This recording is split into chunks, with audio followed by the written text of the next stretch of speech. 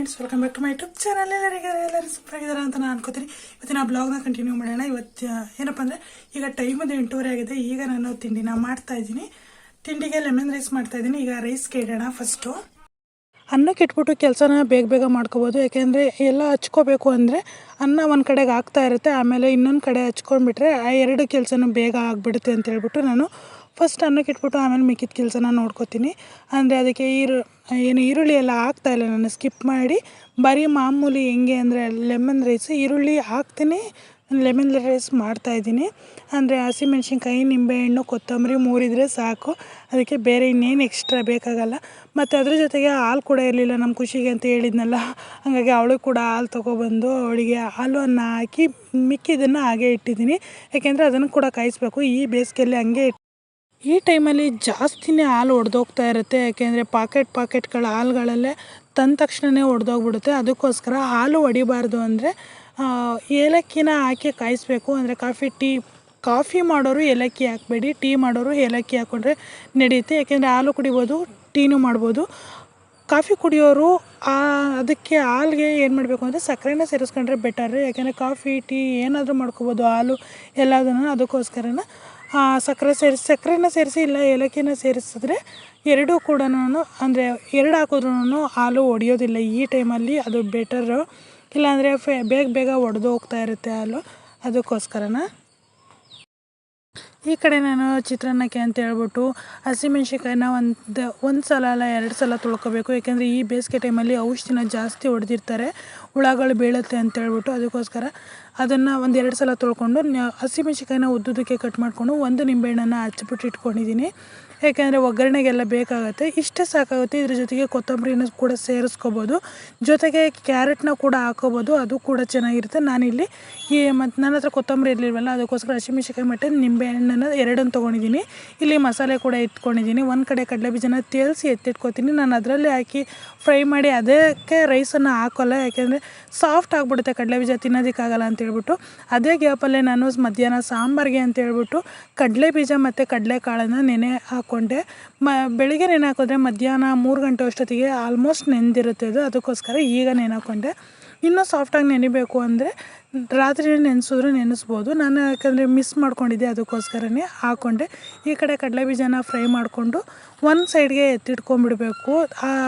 ಚಿತ್ರಾನ್ನ ತಿನ್ನಬೇಕಾದ್ರೆ ಮೇಲ್ಗಡೆ ಹಾಕ್ಕೊಂಡು ತಿಂದರೆ ಕರುಮ್ ಅನ್ನೋ ಥರ ಇರುತ್ತೆ. ಇಲ್ಲಾಂದರೆ ಸಾಫ್ಟ್ ಆಗಿಬಿಡುತ್ತೆ ಅನ್ನ ಅದರಲ್ಲೇ ಹಾಕಿದ್ರೆ.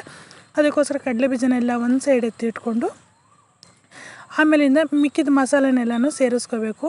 ಇದಕ್ಕೆ ನಾನು ಈ ಕಡೆ ಒಗ್ಗರಣೆಗೆ ಅಂತ ಹೇಳ್ಬಿಟ್ಟು ಅದೇ ಪಾತ್ರೆನೇ ಯೂಸ್ ಮಾಡ್ತಿದ್ದೀನಿ. ಸಾಸಿವೆ 1 ಸ್ಪೂನು, ಜೀರಿಗೆ 1 ಸ್ಪೂನು, ಕಡಲೆಬೇಳೆ ಮತ್ತು ಉದ್ದಿನಬೇಳೆನ ಸೇರಿಸ್ಕೋಬೋದು. ಇದಕ್ಕೆ ಹಸಿ ಕರ್ಬೇವಿನ ಸೊಪ್ಪನ್ನು ಸೇರಿಸ್ಕೋಬೋದು.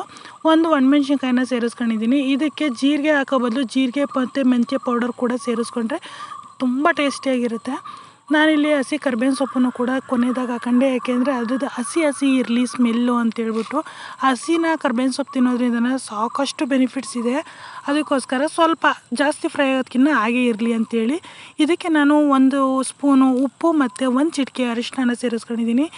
ಕೊನೆಯದಾಗಿ ನಿಂಬೆಹಣ್ಣನ್ನು ಸೇರಿಸ್ತಾ ಇದ್ದೀನಿ. ಅದರಲ್ಲಿರೋ ಬೀಜನೆಲ್ಲ ತೆಗೆದುಬಿಟ್ಟು ಆಮೇಲೆ ನಿಂಬೆ ರಸನ ಸೇರಿಸ್ಕೊಂಡು ಇದಕ್ಕೆ ಕಾಯಿ ತುರಿ ಮತ್ತು ಕೊತ್ತಂಬರಿನ ಸೇರಿಸ್ಕೊಂಡ್ರೆ ಚಿತ್ರಾನ್ನ ಗೊಜ್ಜೆ ರೆಡಿ ಫ್ರೆಂಡ್ಸ್. ಈರುಳ್ಳಿ ಹಾಕ್ತಾನೆ ಮಾಡೋದಿದು. ಆ ಕಡೆ ಅನ್ನ ಕೂಡ ಅದೇ ಟೈಮ್ಗೆ ಆಗೋಗ್ಬಿಟ್ಟಿತ್ತು. ಅದಕ್ಕೋಸ್ಕರ ಅನ್ನನೂ ಕೂಡ ಅದಕ್ಕೆ ಹಾಕ್ಕೊಂಡು ಇವಾಗ ಮಿಕ್ಸ್ ಮಾಡ್ತಾಯಿದ್ದೀನಿ. ಚಿತ್ರಾನ್ನ ಕೂಡ ತುಂಬ ಟೇಸ್ಟಿಯಾಗಿ ಸಖತ್ತಾಗಿ ಬಂದಿತ್ತು. ತಿಂಡಿ ಕೂಡ ತಿನ್ಕೊಂಡು ಮುಗಿಸಿದ್ವಿ. 2000 years later. ಈ ಕೆಳಗಡೆ ನಾನೊಂದು ಪ್ರಾಡಕ್ಟ್ನ ಬೈ ಮಾಡಿದ್ದೆ. ಫ್ಲಿಪ್ಕಾರ್ಟಲ್ಲಿ ಪ್ರಾಡಕ್ಟ್ನ ಬೈ ಮಾಡಿದ್ದೆ. ಅದು ಇವತ್ತು ಬಂದಿದೆಯಂತೆ. ಅದನ್ನು ರಿಸೀವ್ ಮಾಡ್ಕೊಳ್ಳೋದಕ್ಕೆ ಅಂತ ಹೇಳ್ಬಿಟ್ಟು ನಾವು ಇವಾಗ ನಮ್ಮ ಮನೆಗೆ ಹೋಗ್ತಾ ಇದ್ದೀವಿ. ಆ್ಯಕ್ಚುಲಿ ಅವರು ಆಫೀಸ್ ಹತ್ರನೇ ಇಟ್ಟಿರ್ತೀವಿ, ಬಂದು ಕಲೆಕ್ಟ್ ಮಾಡ್ಕೊಳ್ಳಿ ಅಂತ ಹೇಳಿದ್ರು. ನಮಗೆ ಆಫೀಸ್ ಹತ್ರ ಎಲ್ಲ ಹೋಗಿ ಅಂದರೆ ಸಂಜೆ ಆಗುತ್ತೆ.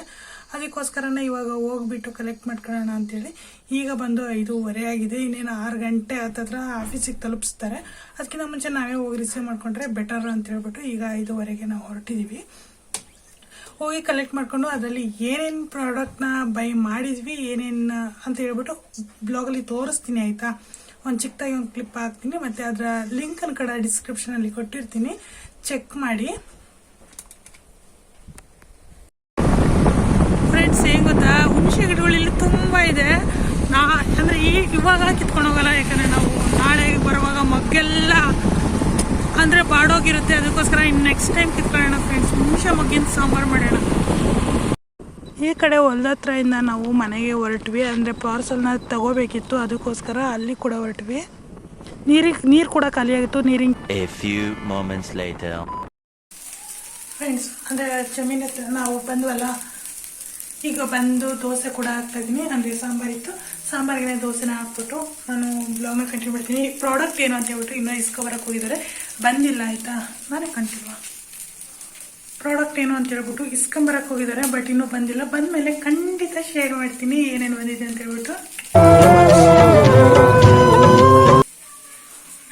7:30 ಈಗ ಟೈಮ್ ಬಂದು 7:30 ಆಗಿದೆ. ಹೋಗಿದ್ದಾರೆ ಆಫೀಸ್ ಹತ್ರ, ಯಾಕಂದರೆ ಟೈಮ್ ಆಗಿಬಿಟ್ಟಿತ್ತು ನಾವು ಬಂದಾಗ.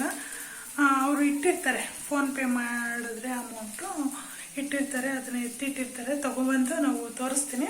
ಬಟ್ ಹೋಗಿದ್ರೆ ಇಸ್ಕೊಬರೋದಕ್ಕೆ. ನಾನು ಇಲ್ಲಿ ದೋಸೆ ಫೈನಲಿ ಪ್ರಾಡಕ್ಟ್ ಸಿಕ್ತು ಫ್ರೆಂಡ್ಸ್. ನಾನು ತರಿಸಿದ್ದು ಈ ಕಿಡ್ ವೇರ್ಗಳು. ಇದಕ್ಕೆ ಮ್ಯಾಚಿಂಗ್ ಪ್ಯಾಂಟ್ಗಳು ಬಂದಿದೆ. ಇದು 5 ಸೆಟ್ ಬರುತ್ತೆ. ಟೋಟಲಾಗಿ 5 ಟೀ ಶರ್ಟು 5 ಪ್ಯಾಂಟ್ಗಳು ಬರುತ್ತೆ. ನೋಡ್ತಾ ಇರ್ಬೋದು, ಒಂದೊಂದಕ್ಕೂ ಯಾವುದು ಟೀ ಶರ್ಟ್ ಇರುತ್ತೆ ಮ್ಯಾಚಿಂಗು, ಅದೇ ಟೀ ಶರ್ಟ್ ಮ್ಯಾಚಿಂಗ್ ಪ್ಯಾಂಟ್ಗಳಿರುತ್ತೆ.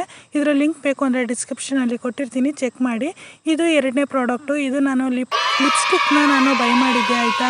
108 ರೂಪಾಯಿ ಇದ್ರದ್ದು ರೇಟ್ ಬಂದು. ಆ್ಯಕ್ಚುಲಿ ನಾನು ಮಾಡಿದ್ದು 1 ಪ್ಯಾಕು, ಡಬಲ್ ಪ್ಯಾಕ್ ಬಂದುಬಿಟ್ಟಿದೆ. ಅದೇ ನಂಗೆ ಖುಷಿ ಆಯಿತು. ಡಬಲ್ ಪ್ಯಾಕ್ ಯಾಕೆ ಬಂದಿದೆ ಅಂತ ನಾನು ಯೋಚನೆ ಮಾಡ್ತಾಯಿದ್ದೆ. ಅಂದರೆ ಅಂದ್ಕೊಂಡಾಗ ಅದರಲ್ಲಿ ನನಗೆ ಪ್ಯಾಕಲ್ಲಿ ಒಂದು ಕೂಪನ್ ಕೂಡ ಸಿಕ್ತು. ಅದಕ್ಕೆ 1000 ಕ್ಯಾಶ್ ಬ್ಯಾಕ್ ಬರುತ್ತಂತೆ. 5000 ನಾವು ಏನಾದರೂ ಪರ್ಚೇಸ್ ಮಾಡ್ಬೋದು ಅಂತ ಹೇಳ್ಬಿಟ್ಟು ನನಗೆ ಅದರಲ್ಲಿ ಚೀಟಿಲಿ ಕೊಟ್ಟಿದ್ರು. ಬಟ್ ಅದರಲ್ಲಿ ನಾನು ಕಳಿಸಿದ್ದೀನಿ ಫೋಟೋ, ಅದು ನೋಡಬೇಕು ಏನಾಗುತ್ತೆ ಅಂತ ಹೇಳ್ಬಿಟ್ಟು. ಸ್ಟಾರ್ ರೇಟ್ ಕಳಿಸಿದ್ರಿ ಅಂತೇಳಿ ಟೋಟಲಾಗಿ 8 ನನಗೆ ಲಿಪ್ಸ್ಟಿಕ್ ಸಿಕ್ಕಿದೆ. ನೋಡ್ತಿರ್ಬೋದು, ಇದೇ ಕೂಪನ್ನೇ ನನಗೆ ಸಿಕ್ಕಿರೋದು. ಅದರಲ್ಲಿ ಫೋನ್ ನಂಬರ್ ಕೂಡ ಕೊಟ್ಟಿದ್ದಾರೆ ಅವ್ರು ನನಗೆ.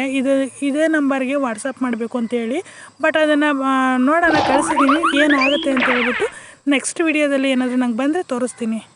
ಈ ಕಡೆ ಮಸಾಲೆ ಕೂಡ ರೆಡಿ ಮಾಡ್ಕೊಂಡಿದ್ದೀನಿ. ತೆಂಗಿನಕಾಯಿ, ಹುಣಸೆಹಣ್ಣು, ಖಾರದ ಪುಡಿ, ಧನಿಯಾ ಪುಡಿ, ಈರುಳ್ಳಿ, ಬೆಳ್ಳುಳ್ಳಿ ಮತ್ತು ಚಕ್ಕೆ ಲವಂಗನ ತೊಗೊಂಡು ಇದಿಷ್ಟನ್ನು ಪೇಸ್ಟ್ ಮಾಡಿ ಒಂದು ಕಡೆ ಎತ್ತಿಟ್ಕೊತೀನಿ. 6 ಗಂಟೆ ಆಗಿದೆ. ಈಗ ಕರೆಂಟ್ ಬಂದಿದೆ ಆ್ಯಕ್ಚುಲಿ. ಹಾಗಾಗಿ ನಾನು ಇವಾಗ ಕಡಲೆಕಾಳು ಸಾಂಬಾರು ಮತ್ತು ಕಡಲೆ ಬೀಜದ್ದು ಹಾಕಿದ್ನಲ್ಲ, ಅದನ್ನು ನಾನೀಗ ಸಾಂಬಾರು ಮಾಡೋಣ ಅಂತ ಇಟ್ಟಿದ್ದೀನಿ. ಈಗ ಒಗ್ಗರಣೆ ಹಾಕೊಂಬಿಡೋಣ ಫ್ರೆಂಡ್ಸ್. ಕಡಲೆಕಾಳು ಜೊತೆ ಇದನ್ನು ಏನೋ ಪೊಟ್ಯಾಟೊ ಹಾಕಿದ್ರೆ ಚೆನ್ನಾಗಿರುತ್ತೆ ಫ್ರೆಂಡ್ಸ್. ಅದ್ರ ಜೊತೆ ಬದನೆಕಾಯಿ ಹಾಕಿದ್ರು ಅಷ್ಟೇ, ಎಳೆ ಬದನೆಕಾಯಿ.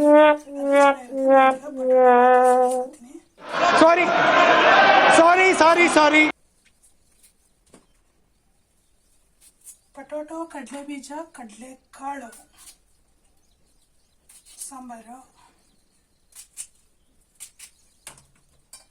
ತೊಳೆದಿದ್ದೀನಿ ಆಯಿತಾ. ಎಲ್ಲದು ಆಲೂಗಡ್ಡೆ ಮುಂಚೆನೇ ತೊಳೆದು ಹಚ್ಚಿರೋದು. ಕಡಲೆಕಾಳು ಮತ್ತು ಕಡಲೆಬೀಜ ಆಗಿದೆ. ಈಗ ಸ್ಟವ್ ಆನ್ ಮಾಡುವ ಸಮಯ. ನಾನಿವತ್ತು ಸ್ವಲ್ಪ ಡಿಫ್ರೆಂಟಾಗಿ ಮಾಡ್ತಿದ್ದೀನಿ ಫ್ರೆಂಡ್ಸ್. ಯಾಕೆ ಅಂದರೆ ಟೊಮೊಟೊ ಬದಲು ನಾನು ಇವತ್ತು ಹುಣಸೆ ಹಣ್ಣನ್ನು ಯೂಸ್ ಮಾಡಿದ್ದೀನಿ. ನೋಡೋಣ ಟೇಸ್ಟ್ ಹೆಂಗೆ ಬರುತ್ತಂತೆ. ಯಾಕೆಂದರೆ ಎರಡು ಹುಳಿನೇ ಅಲ್ವಾ. ಹುಣಸೆ ಹಣ್ಣು ಹುಳಿನೇ, ಟೊಮೊಟೊನೂ ಹುಳಿನೇ. ಟೊಮೊಟೊ ಹಾಕೊಂಡು ಚೆನ್ನಾಗಿರುತ್ತೆ. ಸ್ವಲ್ಪ ಎಣ್ಣೆ ಹಾಕ್ಕೊಂಡು ಮಸಾಲೆ ಬಾಕ್ಸು ಫ್ರೆಂಡ್ಸ್. ಇದೇನಾದರೂ ಲಿಂಕ್ ಬೇಕು ಅಂದರೆ ಈ ಡಿಸ್ಕ್ರಿಪ್ಷನಲ್ಲಿ ಕೊಟ್ಟಿರ್ತೀನಿ. ಸಕ್ಕತ್ತಾಗಿದೆ ಫ್ರೆಂಡ್ಸ್. 2 ಬಂದಿತ್ತು ನನಗೆ ಕಾಂಬೋ ಆಫರಲ್ಲಿ. ಮ್ಯೂಸಿಕ್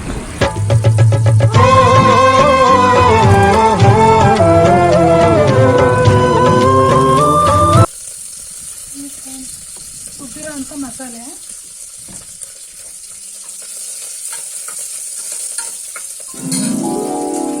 ಚಿಕ್ಕ ಜಾರ್ ಆಗಿರೋದ್ರಿಂದ ನಾನು ಜಾಸ್ತಿ ಮಸಾಲೆ ಇದ್ದಾಗ ಈ ಥರ ರುಬ್ಬಿಬಿಟ್ಟು ಈ ಬಾಕ್ಸ್ಗೆ ಹಾಕೋತೀನಿ. ಇದು ಚಿಕ್ಕ ಜಾರ್, ಅದಕ್ಕೆ ಒಂದೇ ಸಲ ರುಬ್ಬೋದಕ್ಕೆ ಬರಲ್ಲ, ಅದಕ್ಕೋಸ್ಕರ.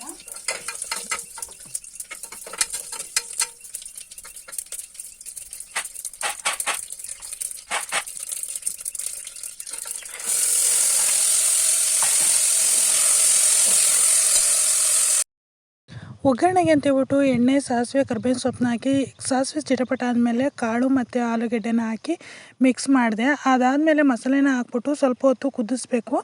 ಚೆನ್ನಾಗಿ ಕುದಿಸಿದ್ರೆ ಚೆನ್ನಾಗಿ ಅಂದರೆ ಅದು ಎಣ್ಣೆ ಬಿಡ್ಕೊಳ್ಳೋ ಥರ ಎಲ್ಲ ಇತ್ತು ಅಂದರೆ ಒಳ್ಳೆ ಟೇಸ್ಟ್ ಬರುತ್ತೆ. ಅದಕ್ಕೆ ತಕ್ಕನಷ್ಟು ನೀರನ್ನು ಸೇರಿಸ್ಕೋಬೇಕಾಗುತ್ತೆ.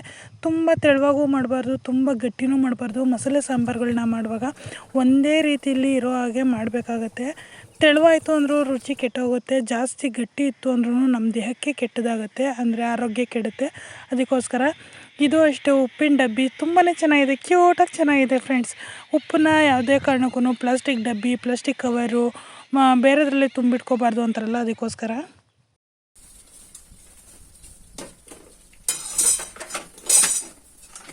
ಇಲ್ಲಾಂದರೆ ಕಾಳು ಬೇಯಲ್ಲ ಆಯಿತಾ. 1 ವಿಷಲ್ 2 ವಿಷಲ್ ಆದರೆ ನಾನು ಹಾಕ್ಸೋದು 3 ಇಲ್ಲ 4 ವಿಷಲ್ ಹಾಕಿಸ್ತೀನಿ. ಇದಕ್ಕೆ ಹೋಗಲಿ ರೈಸ್ ಮಾಡಿಬಿಡೋಣ ಬೇಗ. 3 ವಿಷಲ್ಲು ಇಲ್ಲ 4 ವಿಷಲ್ನ ಹೊಡ್ಸಿದ ಮೇಲೆ ಸಾಂಬಾರು ಕೂಡ ರೆಡಿ ಆಗುತ್ತೆ. ಟೇಸ್ಟಿಯಾಗಿ ಸಕ್ಕದಾಗಿ ಬಂದಿತ್ತು ಫ್ರೆಂಡ್ಸ್. ಈ ಕಡೆ ರೈಸ್ನ ಕೂಡ ಮಾಡಿದ್ದಾದಮೇಲೆ ಅನ್ನನ ಒಂದು ಪ್ಲೇಟ್ಗೆ ಹಾಕ್ಕೊಂಡು ಸರ್ವ್ ಮಾಡ್ತಾಯಿದ್ದೀನಿ. ಕಾಳು ಮತ್ತು ಸಾಂಬಾರು ಒಳ್ಳೆ ಸಕ್ಕದಾಗಿ ಟೇಸ್ಟಿಯಾಗಿ ಬಂದಿತ್ತು. ಅದ್ರ ಜೊತೆ ಆಲೂಗಡ್ಡೆ ಹಾಕೋದ್ರಿಂದ ಇದಕ್ಕೆ ಬಟಾಣಿ ಸೇರಿಸಿದ್ರಷ್ಟೇ ತುಂಬ ಚೆನ್ನಾಗಿರುತ್ತೆ.